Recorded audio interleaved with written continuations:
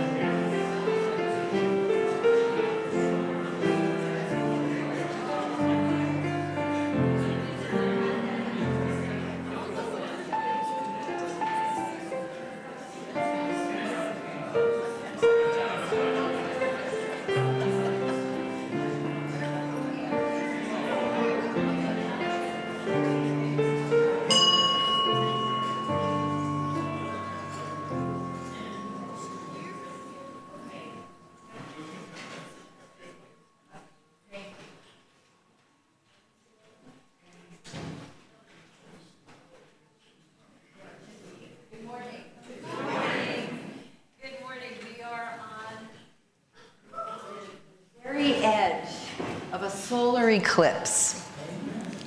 We are in the wake of an earthquake. Raise your hand if you felt the earthquake. I did too. I did too. So the earth is offering us many messages, mostly lessons in humility. In humility. And so we gather this morning in humility, with joy, with great love in our hearts, just bursting and waiting to be shared. And so you've come to the right place. Welcome to All Souls, where all souls are welcome. You are joyfully called to worship. Those of you in the online pews, 26 households in this moment. There will be more, because even at home, we don't get to church on time as Unitarian Universalists. So welcome. I invite you to rise in body and or in spirit. We'll join our voices in singing, "We Are Building a New Way."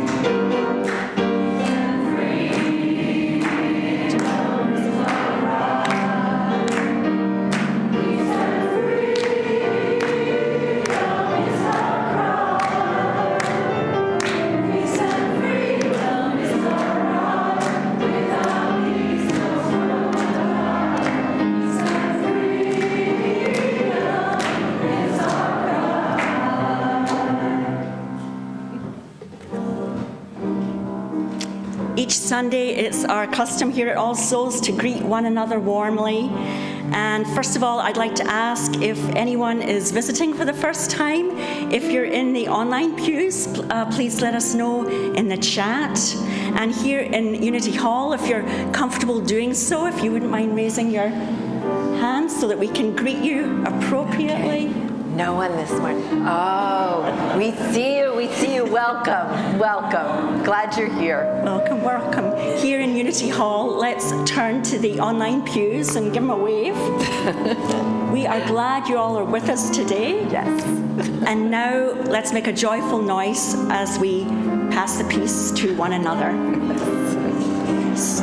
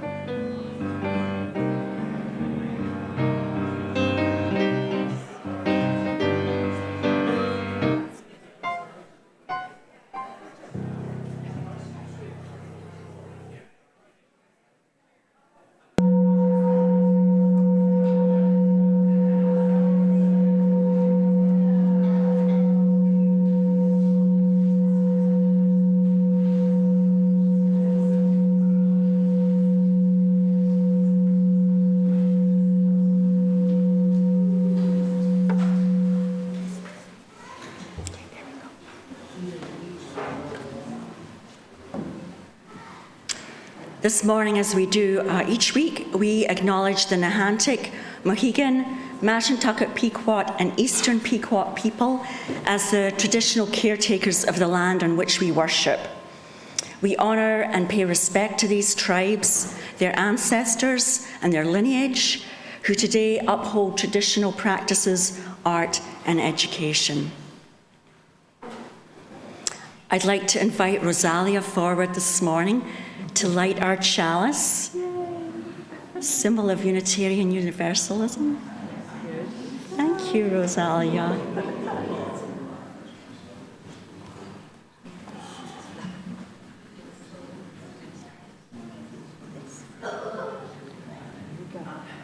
And let's join together in the words for the chalice lighting. As the first hint of green peeks the ground, as that little sprig grows into a healthy stem, as that stem grows into a stalk and forms a bud, as that bud slowly opens to each new day, let us be like that first hint of green, ready to bloom with new energy.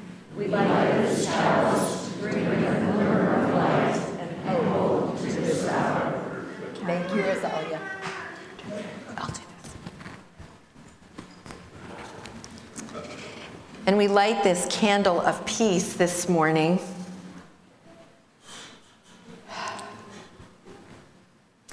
There could be so many places that we are holding close. Gaza, Israel, Haiti. So many places suffering in the midst of terrible violence. We're going to hold the whole earth in our hands. There is a story about Jimmy Carter, who every morning would touch a part of the globe that he wanted to pray over.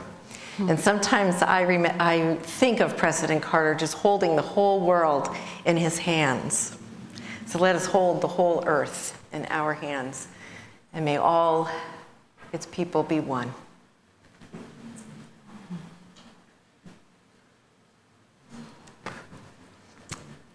Amen. Amen.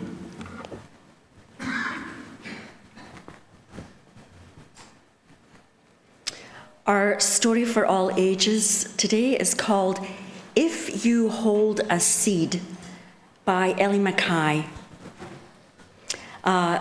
So here we are, we're in spring, and soon we're told it's going to warm up. But in the meantime, if we become impatient, we can ponder this story.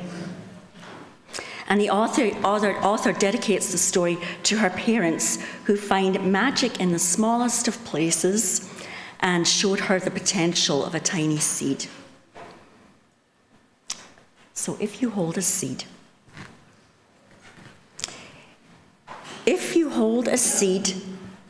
and make a wish and plant it in the ground, something magical can happen. And if there is some sun and some rain, it will begin to sprout.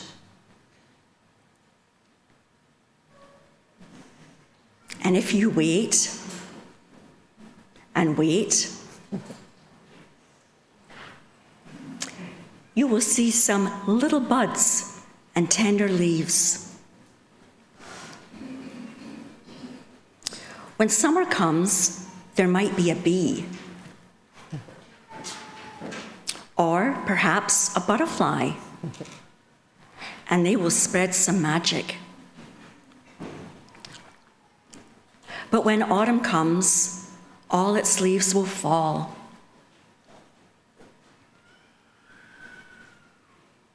Then you will have to wait through all the winter days until spring. The tree will grow with buds of gold and green. Birds will come to perch, perhaps to sing. The tree will soak in the summer sun and rain. Then, when autumn comes again, it will lean into the wind. And if you wait and wait, season by season, year by year, that tree will grow so large it will hold you.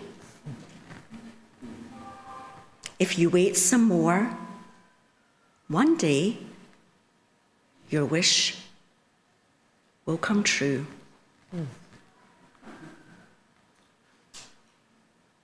So when we plant a seed with a dream and lots of love and patience, sometimes they can blossom into a beautiful gift.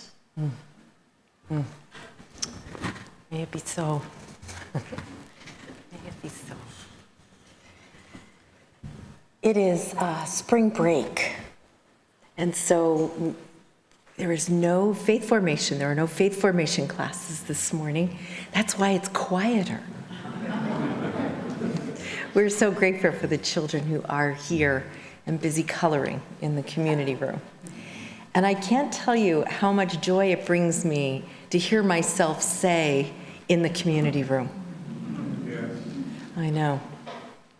So this is the moment in our service where we pause to witness each other's lives, to bring attention to each other and the ways that we move through our days.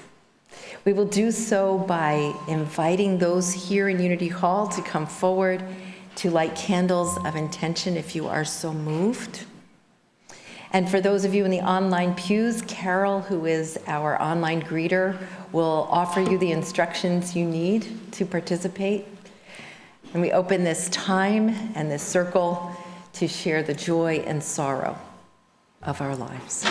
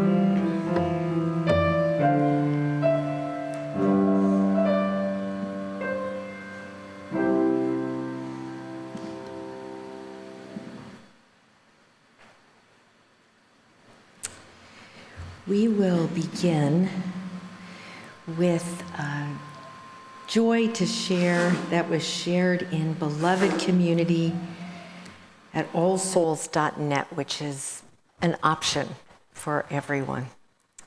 Linda and John Sargent share the joy that their daughter Sarah and her new husband Brian are busily and contentedly settling into their new home in Cambridge, Massachusetts, and hosted their first family gathering that included Sarah's grandmother on Easter last weekend. We share your joy. That is thrilling. That is thrilling. And then from the online pews,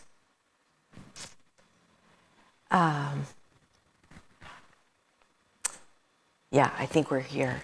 Peter Cooper shares that yesterday was his sister Sally's birthday. Sally, of course, died 6 years ago, and so we honor her life as we honor her birthday. I am with you, Peter. Carol Bunting shares her gratitude for a Bunting family Easter with all 4 siblings and 3 generations represented. It's incredible. Tammy Barber, our office administrator, lights a candle, and Tammy, I'm holding you in my heart, your whole family. Tracy Doobie shares that her mom has moved into independent living at Masonic Care in Mystic from Florida. A joy to celebrate. Yes, we are celebrating with you, Tracy. That's wonderful. Michelle Girardelli wishes he was here, but he's home recovering from COVID. Phooey, Michelle. I want to ask for prayer and thoughts for a friend who is going to have open heart surgery this week. We are holding your friend in our heart and prayers, Michelle. Swift recovery to you. Maria Barice is at home and asking that we hold her brother Daniel in our thoughts.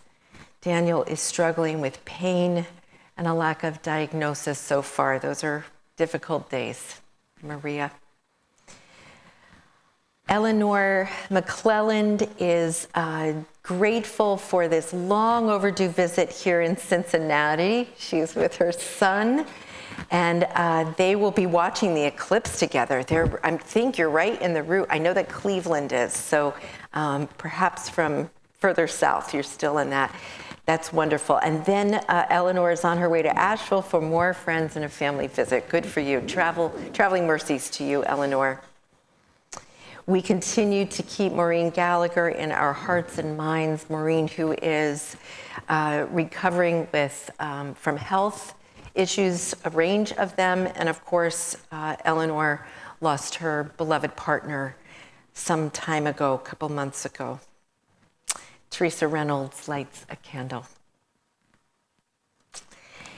And so that is all. Let us enter into a communion of prayer and meditation together.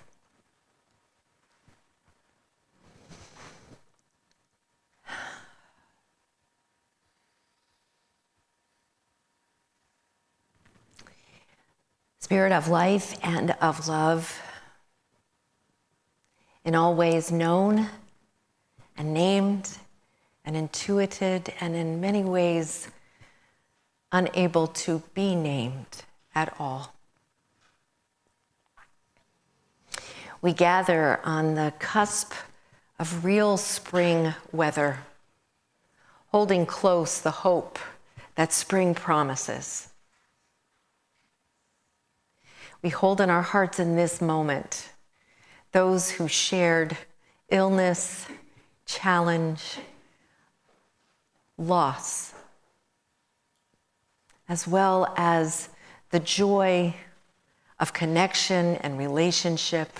All of these weave together all that is our lives.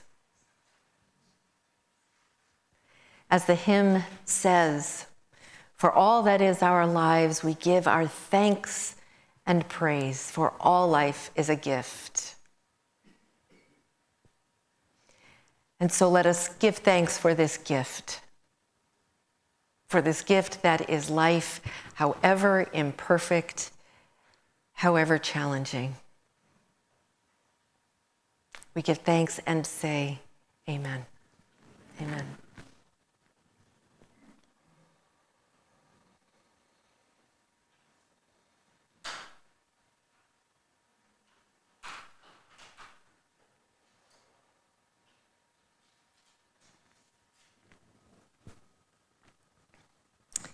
Before I strike the singing bowl and before Gary shares a musical meditation with us, I want to hold up a memorial service that took place in the sanctuary yesterday. I've always said that the feel of a memorial service resonates in the sanctuary the next day, and it certainly does for all of us, and with the flowers that grace our chancel this morning. A couple that I married in 2016 had a baby who tragically died during birth. His heart stopped during birth, and then he died a week later. So this is the most excruciating of losses, I'm sure, as you all can imagine. But I want to hold up the souls who stepped up to welcome not only this couple and the grief that they carried, but their entire family. There were 175 people here yesterday. And so I want to thank Janet Marolda, who helped this family navigate our kitchen and the community room. I want to hold up Karen Jones, who greeted here in Unity Hall and welcomed people warmly and with great care as they arrived. And the same for Kate Treadwell Hill, who was in the lobby and helped people get oriented in the midst of their complete disorientation in the wake of this loss. And Paul Schaefer, who, thank goodness, was in the parking lot guiding people because the parking lot was full by a quarter of the hour. So again, people who arrived so disoriented, new to the area, new to this church, to have Paul and his hospitality able to tell him where they could go, what the alternatives are. And I know that all of them, and Ginny Campbell, I have to thank her because she talked me off the ledge when I could not get the photocopier to work on Friday to create the memory card for this family. So you are all represented in the goodwill and support of all of these souls who were actually here. And I want to thank all of them. Paul, Karen, I think, is in the lobby. Janet, Kate is not here. I just want to thank you all for stepping up and doing what this congregation does best. So thank you. Thank you. Let us, I'm going to strike the singing bowl as promised, and then we will nestle into the musical meditation.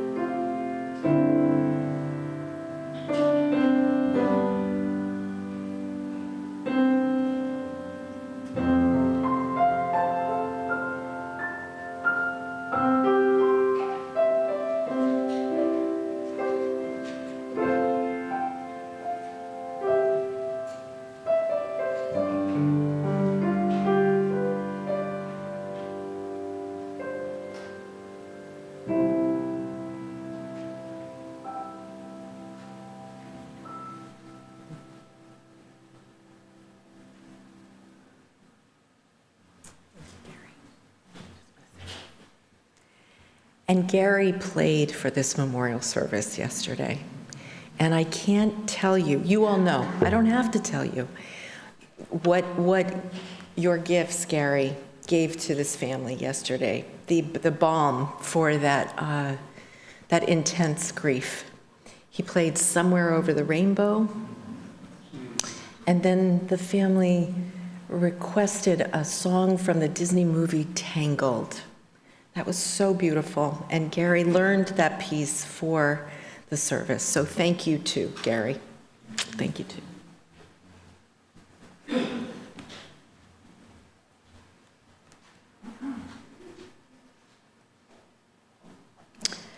The reading this morning is from Finding the Mother Tree, Discovering the Wisdom of the Forest by Suzanne Zimmer. When mother trees, the majestic hubs at the center of forest communication, protection, and sentience, when mother trees die, they pass their wisdom to their kin, generation after generation, sharing the knowledge of what helps and what harms, who is friend or foe, and how to adapt and survive in an ever-changing landscape. It's what all parents do. How is it possible for them to send warning signals, recognition messages, and safety dispatches as rapidly as telephone calls? How do they help one another through distress and sickness? Why do they have human-like behaviors? And why do they work like civil societies? After a lifetime as a forest detective, my perception of the woods has been turned upside down. With each new revelation, I am more deeply embedded in the forest. The scientific evidence is impossible to ignore. The forest is wired for wisdom, sentience, and healing.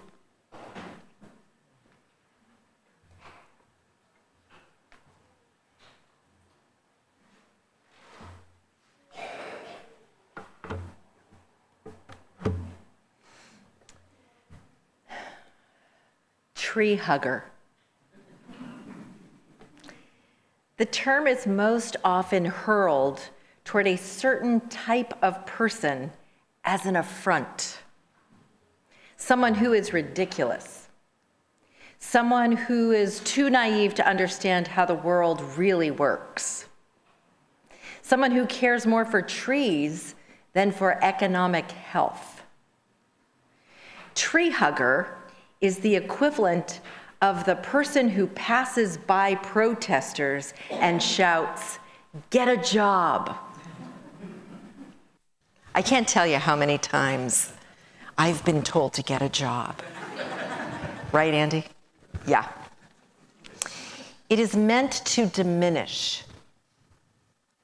And besides, who in their right mind hugs trees? Raise your hand.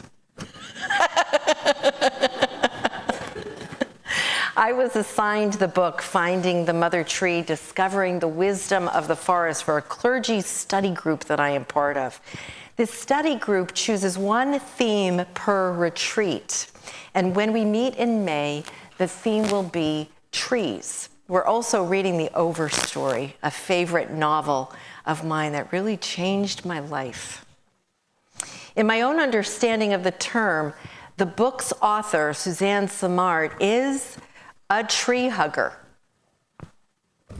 There she is. So here is my definition of a tree hugger, inspired by this book. Someone who appreciates the complexity and beauty of the forest. Someone who relies on sound science to direct their conclusions about what is best, not only for the trees, but also for we humans who rely on the forest's good health. Susan Simard is a scientist, a forest detective, as she calls herself. She's a forest ecologist and a professor of the same at the University of British Columbia in Canada. She has spent her entire life living among and studying and appreciating trees. What are the best conditions they need in order to thrive? And finding the mother tree is equal parts memoir and explanation of her scientific research. Samard and I don't speak the same language. She speaks science. I don't. Those of you who knew and remember Dick Goodwin, the Goodwin Nearing Center for the Environment at Connecticut College was named for him and his colleague Bill Nearing. Those souls who knew Dick will understand when I say that I wish that he could be sitting by my side as I read, talking me through the science. But Dick has long been of blessed memory, so I have had to be patient with myself and keep on. And this keeping on comes with an important lesson. All the ways that we are wrecking our planet flashed before my eyes when I first opened this book.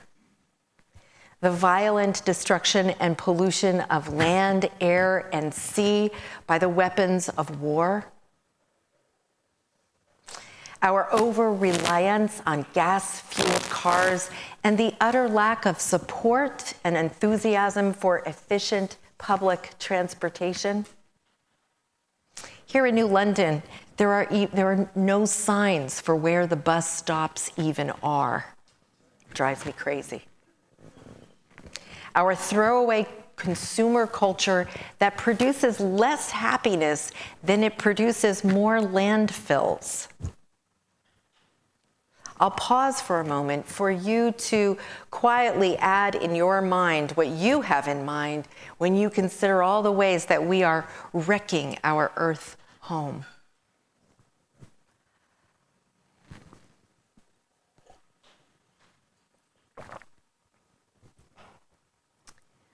So all of what you have thought of and all that I just shared, I determined that because of this, I needed to keep on with this book, to move past my lack of scientific understanding, that as overwhelming the very real prospect of climate catastrophe is, it would be worse to shrink away from a good book out of fear of a language I do not speak. My computer is acting very strange, and it says that I'm going to lose power, and therefore this sermon. Can you go get the charger out of our office? Thanks, Katrina. We don't need that. This is strange. It'll be fine. After all of us need not understand all of the science. We don't all have the same brain, after all. But we all do inhabit the same planet. So we must all do our best to try to save it and to understand why it is suffering so. Now that I've shared that I am a muddled brain when it comes to science, that muddled brain being a gentler relative of my ferocious math phobia, let me tell you that I have been completely taken by this book in a I can't put it down kind of way. I was hooked by these early 2 lines that conclude the introduction. Samard writes, "This is not a book about how we can save the trees. This is a book about how the trees might save us." This morning's reading, thank you so much. Yes, well. Isn't there a plug here?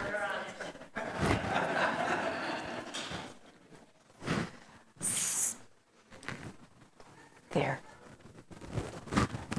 This is why I love this congregation.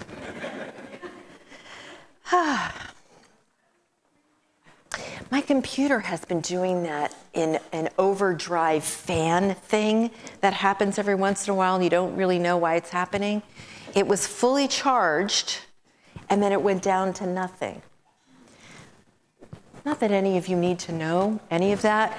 We've got some time. Thank you, Sid. Thank you. Thank you, Katrina. Good. That's wonderful. Thank you. So again, this is not a book about how we can save the trees.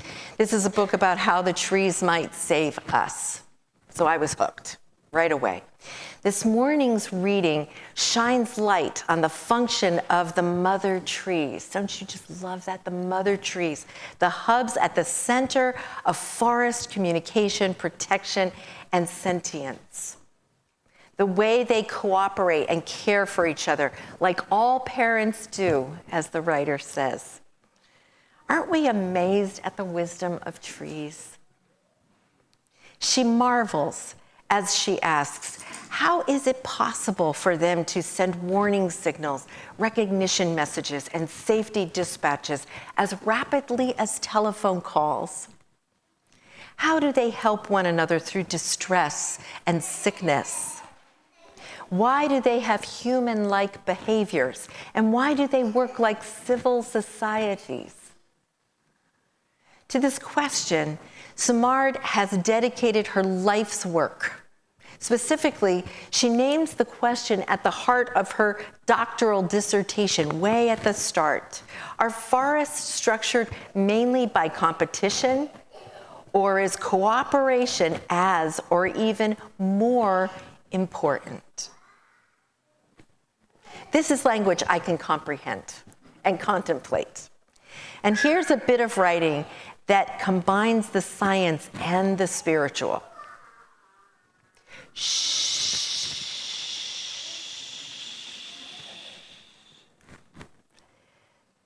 We emphasize domination and competition in the management of tree forests, she writes, and crops in agricultural fields, and stock animals on farms.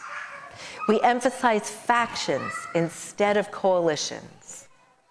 In forestry, the theory of dominance is put into practice through weeding, spacing, thinning, and other methods that promote growth of the prized individuals.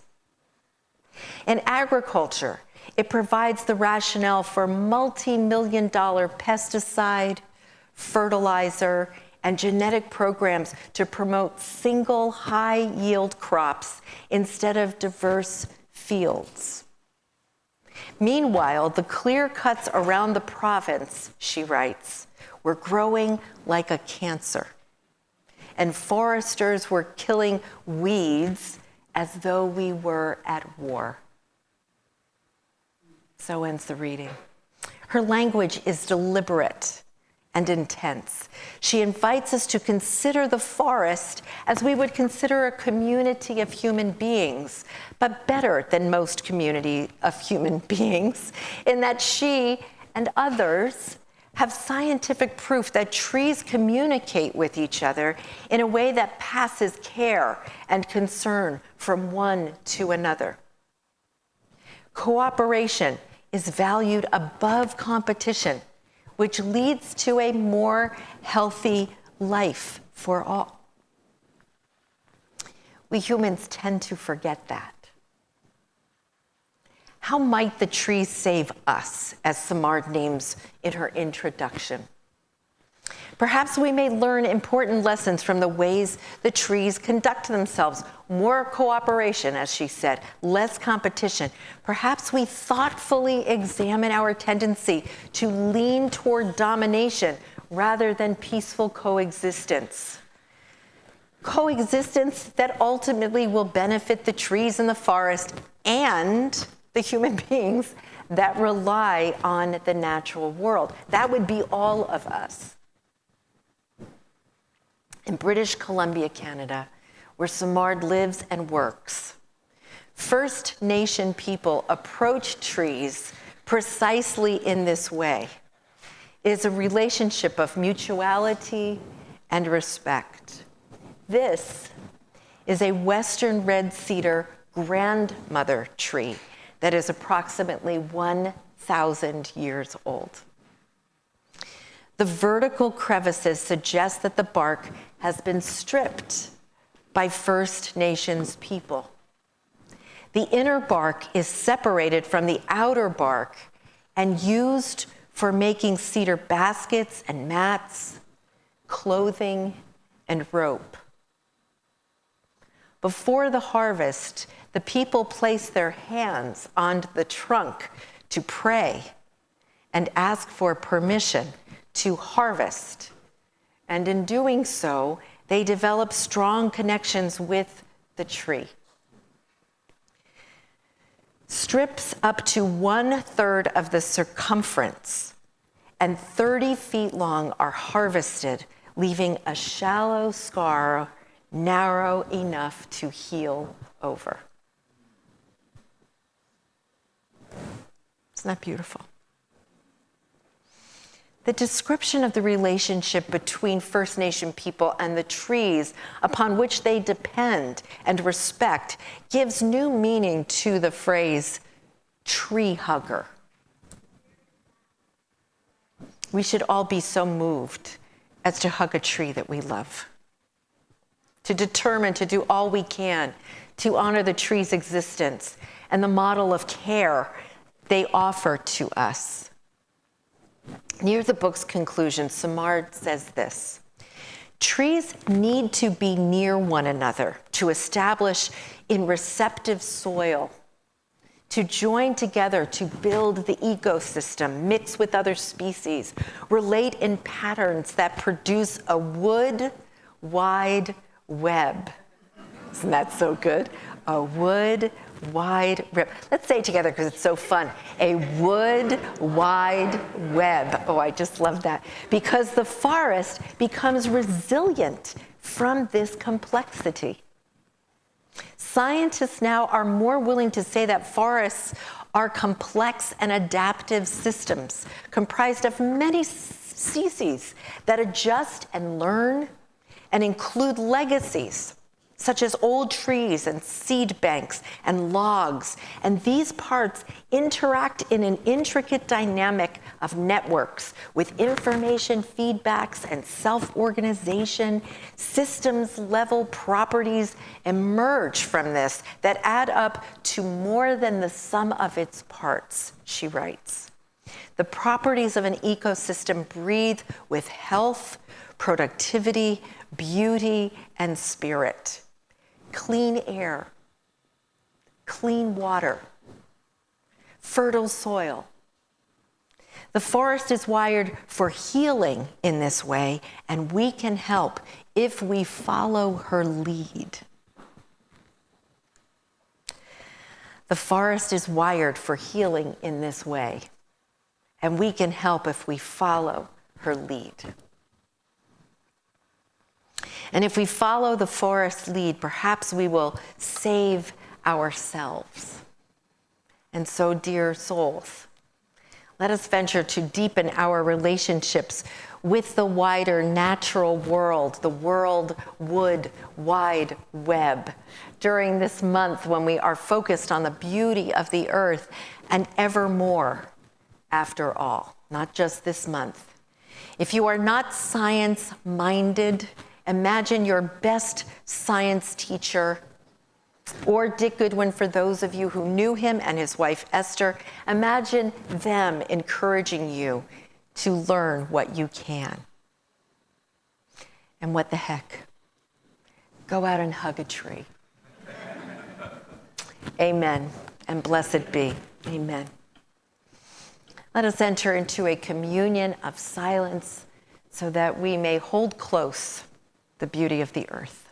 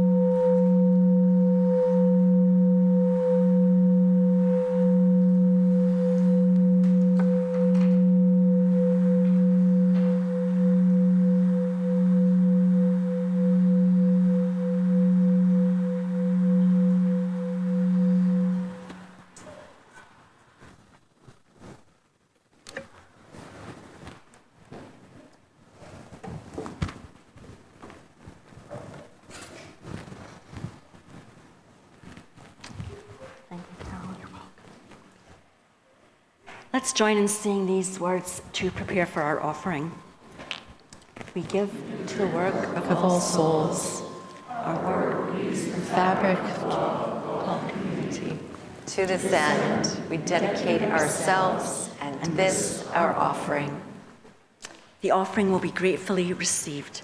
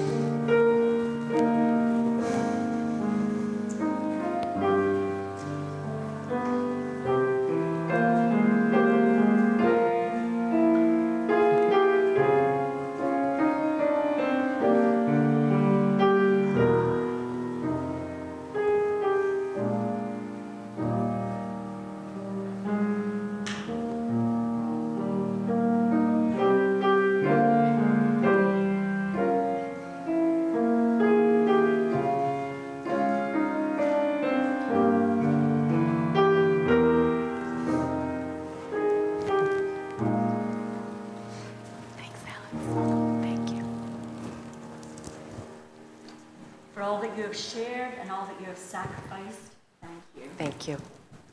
We invite you to stand in body and our spirit and join in our final hymn, which is We Are Not Our Own. And this is what you need to know about this hymn.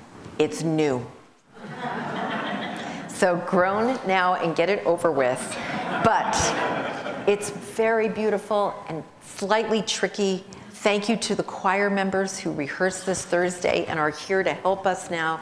Gary's going to play it through once.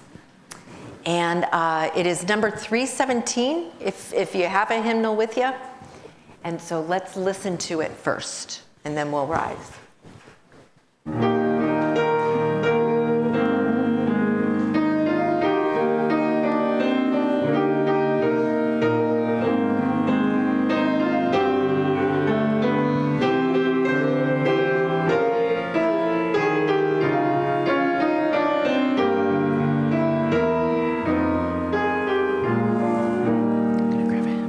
I invite you to rise in body and or in spirit. Want a hymnal? Sure, there you go.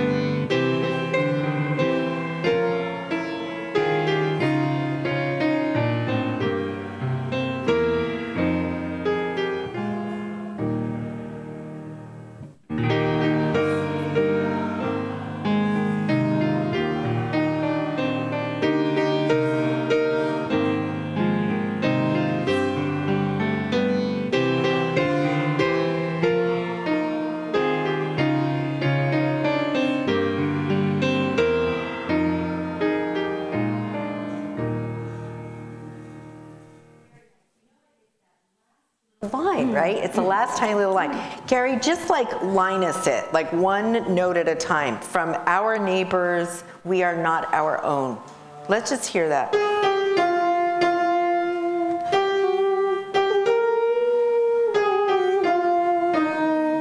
that's how it goes, right? Thank you all. Good-spirited first hymn try. Here we go.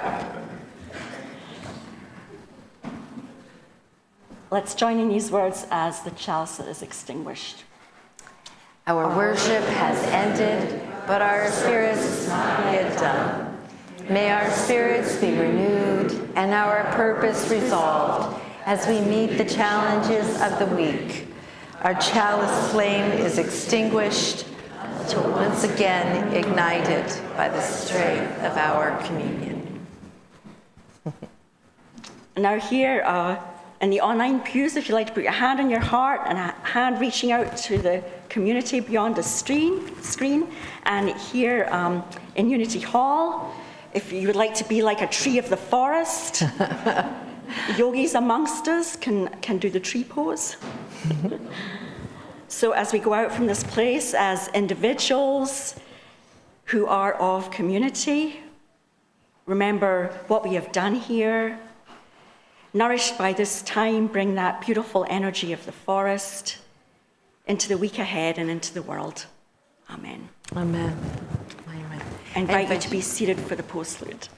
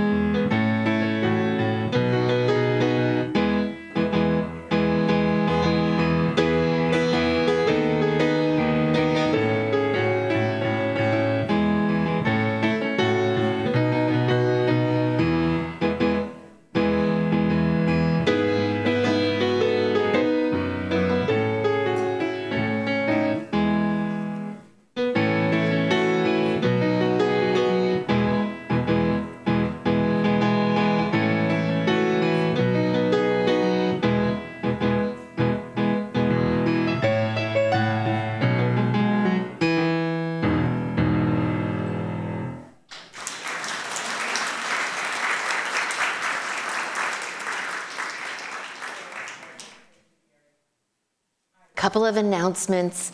If you're new to All Souls this morning, you want to learn more about the congregation, our welcome table is right to the right. Peggy, are you going to be there today? Someone? Yeah. Or Alex, there'll be people there to greet you. And then, of course, join us for coffee. Today, it gives you enough time to grab a cup of coffee in the Vail Library. We're going to have a conversation about Article 2, the proposed language that may or may not, depending how the vote goes at General Assembly, replace our 7 principles. So if you're interested in that conversation, head on down to the Vail Library. There is a drop-in sharing circle. Suzanne, is that still happening? No, that's not happening today. It says drop-in sharing circle in Nash. Can somebody help me here? Carol, go ahead. Yes. We'll talk about trees. Yeah, so that is a drop-in sharing circle. Okay, so in the Nash room. The UU Art Collaborative, is that meeting today? Ginny Fisher, are you here? It's happening next week. Okay, so that's not happening today. Next week, Friday Night Folk, Tom Chapin, very fancy, coming, performing. Reserve your seat by calling the office or purchase your ticket online. Next, also important for you to know, April 16th at 10 a.m. on Zoom, April 24th at 7 p.m. at the community room, explore life's end in conversation at our Death Cafe. If you have questions about that, talk to Reverend Katrina. She will tell you more about it. Today, Susan is going to be tabling at the tag sale volunteer table. Please head over there if you haven't already and let Susan know how you can help with this very important event in the life of this congregation's financial health, right? And then finally, next week we are formally celebrating, dedicating, blessing the community room and kitchen. We have guests coming from the UUA New England region. I know all of you will be here bright and shiny. There is a potluck that will follow, and there is a sign up for that potluck that Janet is pulling together so that we can have a good and proper lunch together after the service. I think that is everything. Thank you so much for being here, and we will see you next week.